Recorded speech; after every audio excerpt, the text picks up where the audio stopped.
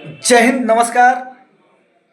और बहुत बड़ी बात आपके साथ साझा करना चाहते हैं। आज ऐसा परिवेश आ गया है कि यदि चुनाव में कोई गरीब परिवार का लड़का चुनाव लड़ना चाहता है तो बड़े पार्टियों के बड़े बड़े नेताओं के द्वारा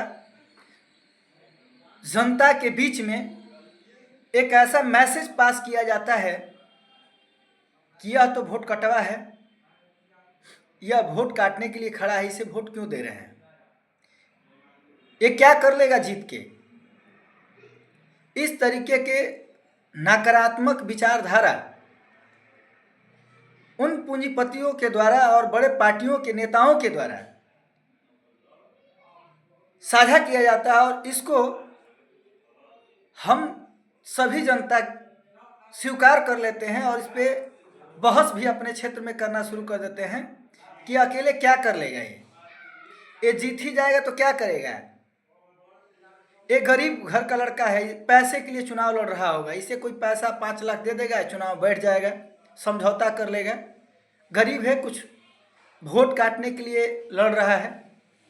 यह मानसिकता कहाँ के लिए जायज़ है आपको सोचना होगा, और ख़ास करके उनको सोचना होगा जो सच्चाई में गरीब परिवार से हैं, मजदूर परिवार से हैं, छोटे किसान यानी 1-2 बीघा 3 बीघा 4 बीघा की खेती करते हैं।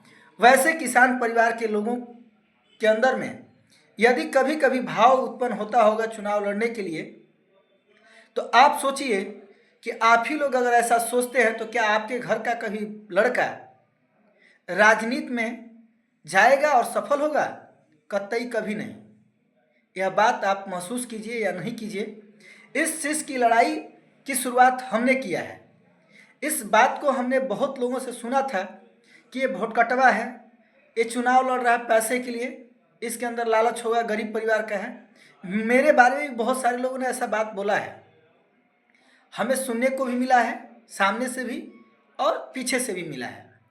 लेकिन इससे ऊपर उठ करके हमने शुरू से सोचा है कि मैं गरीब घर में पैदा हुआ हूँ, ये मेरे बस की बात नहीं थी, लेकिन यहाँ पर जो राजनीतिक पंडित बैठे हुए हैं और अपनी रोटियां सेक रहे हैं, इस तरीके के नकारात्मक विचारधारा लोगों के बीच में साझा करके वैसे लोगों को ये बात समझाना है। आज समझाएं, मैं नहीं समझा सकता अकेले, लेकिन जब तक आप सभी लोग समझ नहीं पाएंगे तब तक ये समझाना मुश्किल ही है। लेकिन अगर आप समझ लेते हैं तो बहुत आसान है। इसलिए हम कहेंगे कि आप इस विचारधारा को बदलिए, नहीं तो आप छोटे परिवार, जो लोग गरीब परिवार के लोग हैं, जो छोटे किसान हैं, मजदूर परिवार के बच्चे हैं, अगर उनकी इच्छा राजनीति में कुछ करना होगा कि हमें कुछ करना है, बड़े लेवल पे समाज को कुछ देना, अपने समय को, अपने श्रम को समाज के प्रति लगाना है, तो बच्चे निराश होकर टूट जाते हैं। ऐसे बच्चों को आप हौसले को अफजाई करते रहिए, बढ़ाते रहिए, नहीं तो कभी आपके बीच का बच्चा राजनीति नहीं करेगा बड़े लेवल का। इसलिए हम आपसे आग्रह करते हैं कि इस चीज़ को आप समझिए, इस बात को समझ करके आप बदलाव की तरफ अपना सहयोग कीजिए। इसी के साथ जय हिंद, नमस्कार।